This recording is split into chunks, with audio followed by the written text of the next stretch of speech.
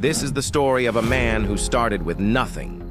No wealth, no powerful name, no political backing. And yet, he would go on to control one of the most powerful nations on earth, not through charisma, not through speeches, but through silence, patience, and absolute calculation. This is the rise of Vladimir Putin. And to understand how he gained power, you must first understand how powerless he once was. Vladimir Putin was born in 1952 in Leningrad, a city still scarred by war. His parents were survivors of one of the deadliest sieges in human history.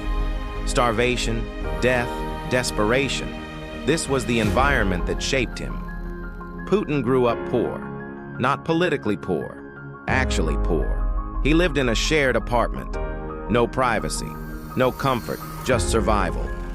From a young age, he learned one brutal lesson. The world does not reward kindness. It rewards control. As a boy, Putin was small, quiet, and often overlooked. He wasn't a leader. He wasn't admired. But he was watching. He studied people, their weaknesses, their fears, their mistakes, and he understood something very early. If you cannot be the strongest in the room, become the most informed. That mindset would define his entire life. As a teenager, Putin discovered judo, not boxing, not street fighting. Judo, a sport built on balance, leverage, and timing. You don't overpower your enemy. You wait, you redirect, you use their force against them. This wasn't just a hobby, it was a philosophy. Putin carried this mindset everywhere. In school, in relationships, in power. When he joined university, he made a decision that would change everything. He joined the KGB. At the time, the KGB wasn't just an intelligence agency. It was the backbone of Soviet power. Information was everything, secrets were currency, and loyalty was survival. Putin was not a star agent. He wasn't famous. He wasn't celebrated. But again, he was observing. He learned how states collapse, how leaders lie, how systems rot from the inside. Then came the moment that shattered everything he believed in. The collapse of the Soviet Union. Putin was stationed in East Germany when the Soviet Empire began to fall apart. Crowds stormed government buildings. The system simply stopped working. Putin reportedly tried to call Moscow for orders. No response, no leadership, no protection, no instructions. In that moment, he realized something terrifying. Power can disappear overnight. And from that day forward, he made himself a promise. Never be weak. Never rely on others, never lose control. When Putin returned to Russia, the country was in chaos. The economy was collapsing. Corruption was everywhere. Criminals were richer than the state.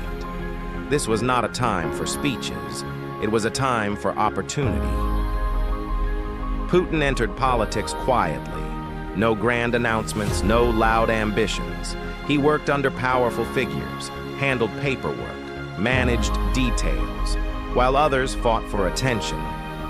Putin built trust behind closed doors. People noticed something unusual. He was disciplined. He didn't drink excessively.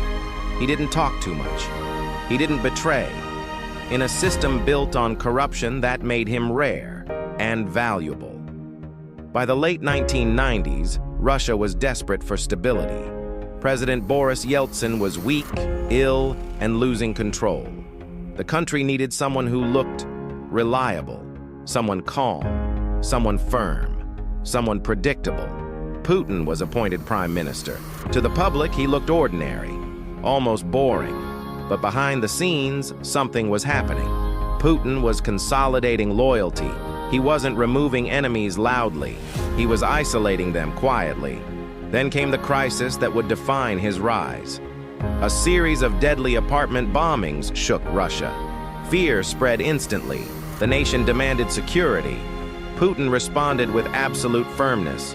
No hesitation, no uncertainty. He promised order, and he delivered force. For the first time, Russians felt something they hadn't felt in years: stability. And in times of chaos, people don't ask questions. They submit. When Boris Yeltsin resigned on the last day of 1999, he handed power to Putin. Just like that. No revolution, no election drama. Power was transferred silently. As president, Putin moved fast. He took control of media. He weakened political rivals. He reminded oligarchs who was really in charge. Some resisted. They didn't last long. The message was clear. You can be rich, you can be powerful, but only with permission. Over time, Putin rebuilt the Russian state around one principle: centralized control. Courts, media, business, security, all aligned, not through chaos, through structure. And that is what made him different. He didn't rule through emotion, he ruled through systems. To supporters, he became the symbol of Russian strength. To critics, the embodiment of authoritarianism. But one thing was undeniable. He had transformed himself from a forgotten KGB officer into one of the most influential leaders of the modern world. Not by shouting, not by inspiring, but by understanding how power truly works. Power is not taken in a moment. It is built quietly, while others are distracted.